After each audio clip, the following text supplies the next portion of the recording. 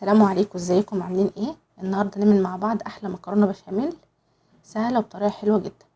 معايا هنا 4 معالق سمنه. الكميه دي انا عاملاها لصينيتين مكرونه. 4 معالق سمنه عليهم 4 معالق دقيق كبيره. كل معلقه سمنه بتاخد معلقه دقيق. تمام. هننزل كده الدقيق على السمنه وهي بتقدح، وهي سخنه كده، ونقعد نقلب في الدقيق لحد ما الدقيق يختفي. نقلب كده زي ما انتم شايفين اهو، لحد ما الدقيق يختفي خالص وريحته تطلع كده. كده يبقى هو خلاص كده ايه مظبوط معانا. ماشي، هتعملي صينيه واحده يبقى معلقتين دقيق على معلقتين سمنه. هنا دي بقى ايه اللبن بالوش، اللبن بتاعه بالايه بالقشطه. هنزل كده بحبه صغيرين، وبعد كده هنزل بالكميه بتاعتي كلها مره واحده. دول المعلقه الدقيق بتاخد لها نص كيلو من اللبن. تمام، نص كيلو من اللبن، او يعني قولي ايه كوبايه للمعلقه، يعني 4 كوبايات كبار لل4 معالق دي. تمام. نزلت كده بالكميه، وادي كده كان عندي كريمه لباني حطيتها، ما عندكيش القشطه بتاعه اللبن تحطيها عليه، بتدي نفس الطعم بالظبط بتاعه الكريمه اللباني، بس انا كان عندي فحطيتها. تمام كده خلاص خلصت. هنا بقى معايا اللحمه المفرومه. اللحمه المفرومه دي بقى ايه على حسب ما انت عايزه تعملي، بس عموما النص كيلو لحمه بياخد ربع كيلو بصل، يعني نص كميه اللحمه تحطي قصادها بصل. هنا بقى انا هعملها بالطريقه دي عشان تبقى خفيفه في البشاميل، ولو حابه تشيليها في الفريزر انا مزوده عشان انا ايه قلت لكم هعمل صينيتين. وابقى انزل لكم برضو طريقه لو حابه تفرزيها في الفريزر من غير ما طعمها يغير او تعمل ريحه مش حلوه، هقول لكم ازاي. هنا بقى في الطاسه السخنه نزلت باللحمه، وهقعد اشوح فيها كده مع شويه فلفل اسود. فلفل اسود كده مجروش بيدي ريحه حلوه قوي. خلاص لونها غير كده، راح انزل بالبصل. بس انا ما حطيتش ولا سمنه ولا زيت ولا اي حاجه خالص، كله منها فيها. نزلت كده بالبصل، ده كيلو لحمه مفرومه فانا حاطه عليه نص كيلو بصل. انت بقى على حسب الكميه اللي عندك فتعملي قلها بالظبط. شويه الفلفل الاسود وايه حبه الملح. الملح بقى على حسب احتياجك انت، في ناس بتحب الاكل دلع، يعني على حسب ما انت تشوفي ملحك مظبوط. ونقلب كده. هو البصل هيدبل لوحده مع البخار اللي طالع ده. خلاص اول ما يدبل كده نص دبلنا، اروح نص الاقيه بالطماطم. دول طماطميتين كبار كده، فرمتهم نص فرمه كده في الكبه.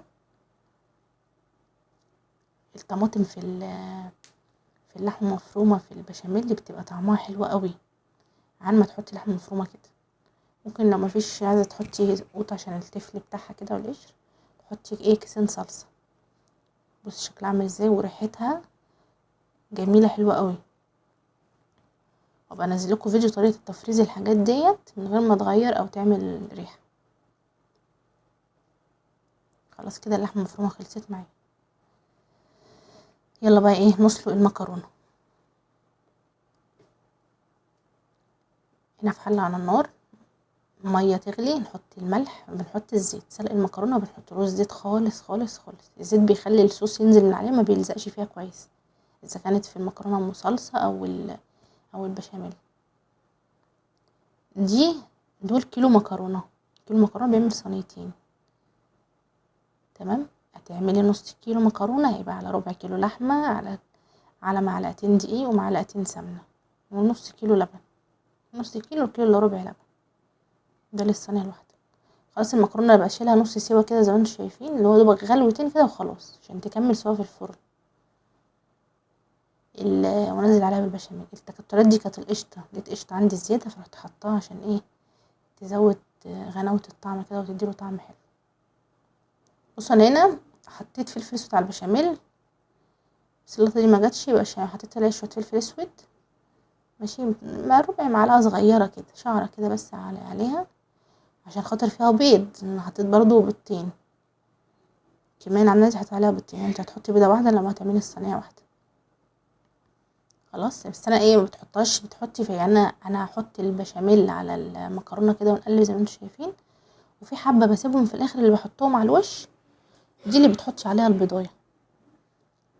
بس كده انا هحط كده كفايه البشاميل، والباقي دول هحط عليهم الايه البيضتين اللي عشان خاطر الصينيتين. الصينيه بتاخد بيضايه اهو. تقلبي كده اهو عشان كل البشاميل يخش في المكرونه كويس. بس كده بقى ايه جاهزه معانا. نحضر الصينيه اللي هنحط فيها. نجيب بقى الصينيه. هنا حطيت معلقه لحمه مفرومه عشان تبقى اللحمه المفرومه ايه داخله كده في كل البشاميل. كبشه كده حطيتها على الكميه اللي عندي. نحط بقى المكونات بتاعتنا كده زي الطبقات اللي بنعملها. في ناس بتقلب المكرونه مع اللحمه كلها، بس لا نحط منها بس معلقه كده، وبعد كده زي ما بنعمل الطبقات اللي متعودين عليها. نحط طبقه اللحمه. حطيت هنا على اللحمه شويه بشاميل، وتروحي حاطه بطبقه المكرونه التانية. تسويها كده كويس. متحاوليش تعلي الصينيه قوي عشان خاطر لما تعمل في الفرن تستوي وتبقبق، ما تطلع تنزلش على الفرن وتحرق وتطلع دخن. خلاص كده سويتها كويس. البشاميل اللي بقى اللي فاضل بصي لونه غير، هحط عليه شويه البيض اللي قلتلكوا عليه، وانزل كده بالطروف كده ايه بشاميل زياده كده في الجناب. وخلاص كده تمام. شغل بقى الفرن على درجه حراره 200، ونخش ندخل الصينيه من تحت الاول. وبعد كده بنص ساعه نشغل الشوايه. كده انا مشغله الشوايه عليها. بصوا بقى شكلها حلو جدا، وريحتها كانت قلب البيت، ودسمه كده وجوسي، وكانت تحفه جدا. هي خدت معايا ايه 4 ساعة. كام خدت معايا بالظبط؟ ساعة الا ربع في الفرن. خلاص طلعت كده. طبعا مش هتطلع معاكي الخرطة بخرطتها عشان خاطر هي لسه سخنة. في نفس الوقت احنا مزودينها البشاميل بتاعها حلو. ف غير لما تكوني مقلله البشاميل، زودي البشاميل عشان تطلع معاكي جوسي كده وطعمها حلو. تبقى بتبظ وبتلظ كده من كل حته. بصوا عامله ازاي. الله اكبر عليها. صلوا على النبي.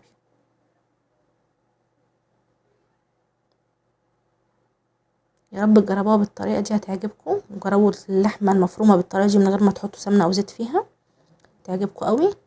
وطريقه عمايل البشاميل كده القشطه بتدي طعم حلو قوي، وبتدي طعم غني كده ليها. هتعجبكم قوي. يا رب نجربوها. وهنستنى تعليقاتكم. متنسوش تحطوا اللايك وتعملوا شير للقناه، وتشتركوا، وتفعلوا زر الجرس. هسيبكم بقى كده. بص تشوفوا بقى كده شكلها عامل ازاي. بصي عامله ازاي، ولا ناشفه ولا جامده، ولا المكرونه اتحرقت ولا اي حاجه. حاجه كده ما شاء الله، الله اكبر عليها. واستنوني في الوصفه الجايه بقى. وصفات العيد كلها هنزلها لكم بطريقه الحلويانين بالظبط. يلا باي باي.